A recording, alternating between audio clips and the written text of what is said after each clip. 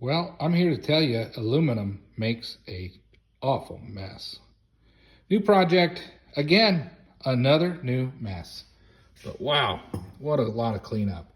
I will say this thing is handling cutting aluminum pretty good. These chips are really nice. I think they're plenty big.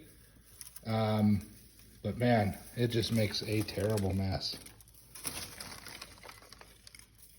Just gotta be careful with this stuff. You don't want to get cut. That stuff will cut you like a razor. Anyway, fun stuff in the garage.